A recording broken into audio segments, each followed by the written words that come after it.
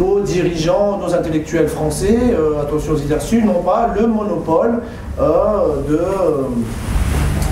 de l'esprit conservateur à la française, que même nos responsables de lieux culturels, de salles de concert, sont souvent très réac et très allergiques aux discours et aux musiques, aux sonorités venues des banlieues, des ghettos ou des quartiers, certains quartiers populaires. Et certains discours sont malvenus. Certaines paroles sont malvenues dans certaines salles de concert, dans les télés, dans certaines radios, et je crois qu'il y a un consensus général des cultureux de ce pays, qui sont aujourd'hui, qui sont même en allergie à certains discours, quand ils sont aujourd'hui des discours anti-système, des discours qui dénoncent les bavures policières, qui dénoncent une société raciste, parce que c'est ça finalement les textes du rap français. C'est les doléances, les revendications des quartiers populaires, souvent immigrés, qui dénoncent les traitements ségrégationnistes, discriminatoires, etc., etc. Donc, des fois, c'est des discours qui dérangent un peu, à savoir que les salles de concert, tout ça, sont des salles qui sont financées par qui? Des mairies, des conseils généraux, etc., etc., qui sont évidemment des partis politiques, etc.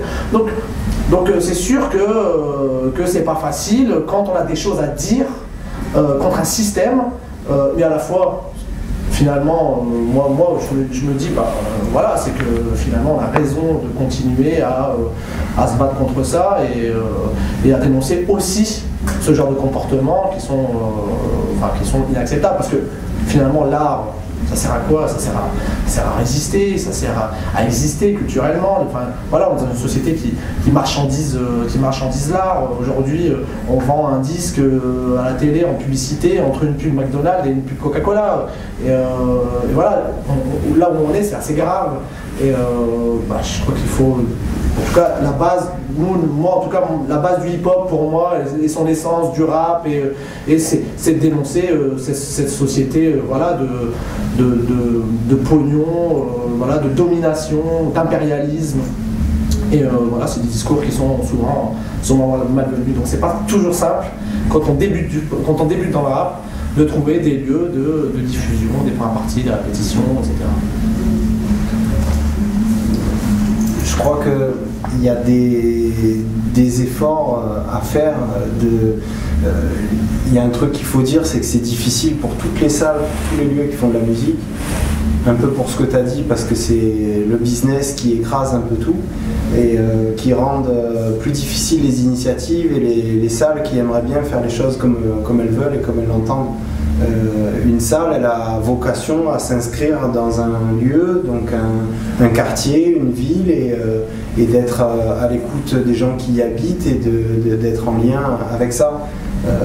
Et il y a aussi des efforts à faire du côté des jeunes. Il y a beaucoup de groupes qui doivent pas perdre de vue que quand on a un message à faire passer, on est aussi dans le monde de la musique où il y a eu 500 groupes déjà qu'on dit des choses chacun à leur manière et tout ça, donc et que les jeunes cherchent vraiment leur manière de faire du rap, qu'ils soient pas vraiment qu'ils arrivent à sortir du format, du cliché, de ce qui a été dit déjà.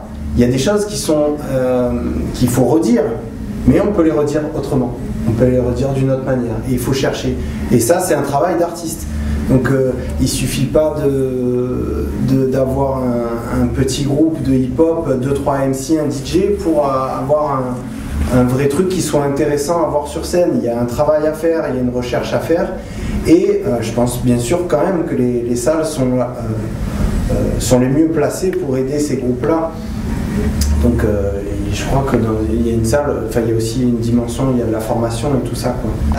Non, juste très vite, mais moi j'ai bossé dans ce milieu-là, fait du rock, des salles, tout ça, donc je connais un petit peu, je l'ai pratiqué.